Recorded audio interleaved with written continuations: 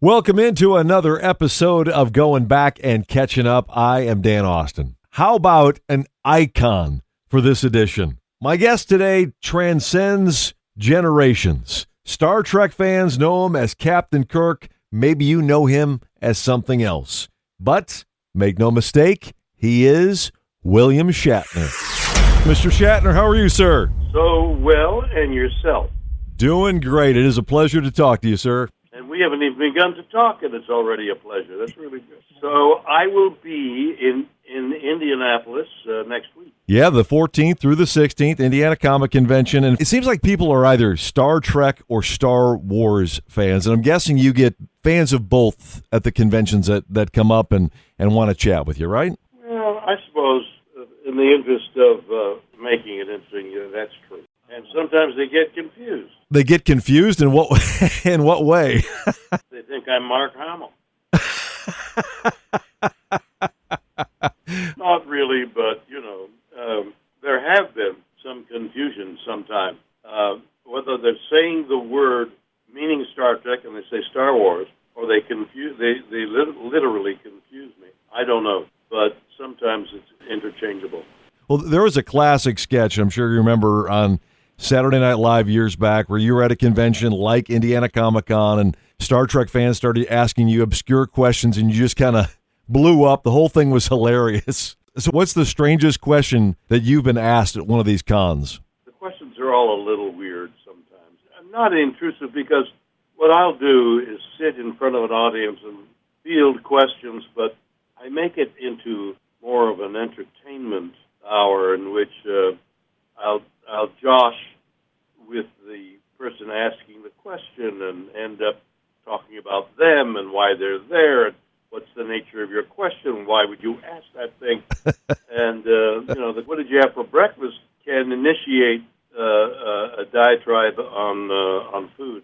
I do have a question here from a listener. Her name is Tina, and she specifically phrased it like this: Captain Kirk. Wait a minute. My dog is. Hey, Mac, hey, Mac, quit, go up, quit. See, he listens to me. I'm really a dog trainer. What was your question? So I had a question from a listener by the name of Tina, and she phrased it like this: Captain Kirk, have you ever encountered something that defied explanation? But I guess you could answer that as William. Oh, that defied explanation. Yes. Well, I've been asked, what's the meaning of life? Is there life after death? Why are we here? Got all kinds of questions. Because they think I have some knowledge. And the horrible secret is I don't. I don't know the answer to any of those questions. How about this question? Is your dog's name Max? Is that what you said? Hold on. No, I picked up the phone. Mac! For God's sake! Quit! What kind of dog do you have? I've got two Dobermans that follow me everywhere. And they're really, to say a Doberman is friendly is a conflict in terms. I mean, what's a friendly Doberman? He won't bite you. Is about as good as you can get. But somebody at the house took a picture. I live on a slope, so there's a long lawn from the entrance to the property, and so somebody took a picture of both dogs running up the hill as quickly as they could, and they were frothing at the mouth, the saliva coming out of their mouth, and then both their mouths were open. And I put that picture, an 8x10, glossy, encased in waterproof thing, on the gate. And there's a sign saying, beware of dog. The dogs were running up to be petted, but there's this ferocious picture of the two dogs who look like they're going to eat you. Hey. And they might under the right circumstances. Well, that's a good deterrent, though, right? Yeah, no, exactly. I mean, it says a great deal without having to say it in English, yeah. Of course, you're famous for your long acting career, but in Fort Wayne, you're also famous for the Glazer and Ebbs Attorneys at Law commercials. I know. Yes. Been doing them for years. Yes. Do one for us, will you? Just do that tagline. Do one? Just do the tag. I'll do one for you. all right, I'll do one for you, but let me see my lawyer first. Yeah.